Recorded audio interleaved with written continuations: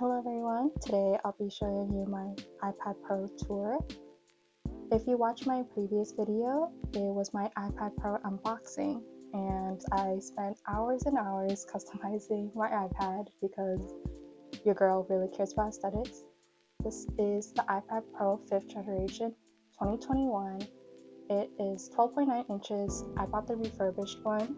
It's also silver and it is 128 gigabytes. So first I will show you my home screen. So the picture is of a cafe I took in Hong Kong. I really like the white and the black. I think it looks really sleek, especially with all the white widgets, which is why I opted for this photo. Here you can just see the time. Sorry, it's like the screen's gonna keep flashing on and off, so I'm just trying to hold it as long as I can. But we'll get through this pretty quickly. On the side, it's just a calendar. I have it in Chinese, which is why there's a bunch of characters here. Weather one, Spotify, camera. I just liked how balanced it was and all these little cute circles. It's my Apple Pencil. And then down here is just a time clock you can choose for 3 different cities. I did Chicago, New York, and Tokyo. And this is really helpful for a reference so I could see like what time it is back home. This is just my basic home screen. I like to keep it simple and not too cluttered, so that's why I just kind of boiled it down to like the essentials. Let's go into the iPad. Over here is my main page. Really wanted to keep it simple for this one too, just have like things that I could quickly reference. So over here I have the calendar widget. This way I could see what's kind of going on in my life for the next 3-4 days, and you can see like all the appointments and stuff. Obviously I don't have anything because I'm here in Tokyo. And then if you tap into it, of course you can see the whole calendar. I like to color code my calendar. It makes it easier for me to process like what's going on. I also have this cute little mood calendar. I missed the past 2 days, so I definitely have to fill that out later. But it's really great because you can kind of track how you're feeling each day. So these are like all the different emoticons, and if you press this, you can easily just add whichever emoticon you felt that day and then write a short diary entry. Over here is the charging gadget, so whatever devices are paired to the iPad, you will be able to see what the percentage is. Here is Spotify. This is my main playlist, so really easy to just tap and start listening. I also have my reminders here. There's nothing there yet because I completed everything, but I am definitely a checklist girly. I kind of need to lay out all the things that I need to get done or else I'll forget. In iOS 18, they integrated the calendar and the reminders. If there is a time-sensitive reminder, it'll appear in your calendar, which is really great. Then I have the basics here. These are all like the Apple standard ones, so calculator, camera, notes, and settings. And then down here at the bottom, these are all the standard apps that I typically use a lot. So Spotify again, Safari, definitely, my photos, messages, Procreate, the App Store.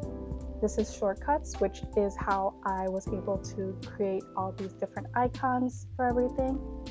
For this whole theme, I forgot to mention, but I set it to dark mode, which is why there's like these black borders and everything. So the theme I wanted to go for was this very minimalist but sleek black and white, which, if you know me, is very me. So for this page, I wanted to put apps that I would use a lot, but also kind of have categories to it. Is all my reading ones. So I have Goodreads, Apple Books, and these 2 are magazine apps. So Kono and Sajimi. These are Asian magazines, so you could read Chinese, Japanese ones. Over here is all my social media. These 2 are just photo widgets. Obviously we have the basics, so Instagram, YouTube, Pinterest, TikTok, YouTube Studio. These are all my editing apps. So Billo, which is what I use to edit my YouTube videos. Picnic, this is a photo editing app. I don't use it that often, but it has really great different filters created by a photographer. It is a Korean app, it is paid, but I got it like 7 years ago, so I still have it and occasionally still use it. We have CapCut. I honestly don't use this. It's like a secondary video editing app. Then we have the Snow app for also photo editing. This will be great for things I do want heavy filters on. This one's kind of random. This is Index, which is for digitally cataloging your wardrobe. Basically, you can put all the items in your wardrobe. What you're supposed to do is take a picture of your item. It will cut out the background for you and then place it into your closet. And then what's really great about it is that you can create your own outfits. I only have one right now. Once I actually finish doing it, it'll be a really great resource for me. So this page is my productive category. I have another calendar here, except I'm not sure why it's messed up right now. I think there's a glitch. But also all these cubes of photos and this calendar here. I use the app photo widget to create those. And to deep dive into what apps are here, these are all my Google ones, my essentials. I use these super frequently. I also have my Notion here. I really honestly don't use Notion as much as I would like to. I also have my LinkedIn, Google Translate, and Keynote. On this side is actually all for my third-party selling. So I have my files, my London print, which is connected to my printer at home, then Depop and Pango Books. Lastly, my graphic design page. So these are just photos of like designs that I like and it kind of match the whole theme. Again, we have the calendar here. I don't know why, I just really like the look of Chinese with the calendar. I have Illustrator, Freeform Sketchbook. Freeform, I really like using it to make mood boards. These are for clients. I can show you this one because this was a personal project. Basically, what I like to do is just scour the internet for kind of like different looks. So this was for when I was designing my personal photo book poetry magazine. Just inspires like new ideas for me. In terms of work, the way I use it for that is mostly for branding. We have the standard Procreate. Two other design apps I have is Figma and Adobe Express. This is just a Procreate widget, but I like it because it matches with like, the blue theme we have going on. Photoshop, Lightroom, Adobe Fresco, Canva. It's Canva for is actually for my YouTube thumbnails.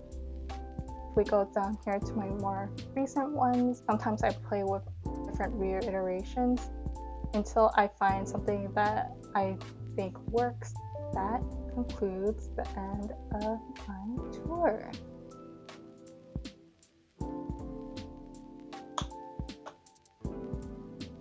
Please let me know if you have any questions about anything or if you want to recommend any apps. Thanks for watching and I'll see you guys next time.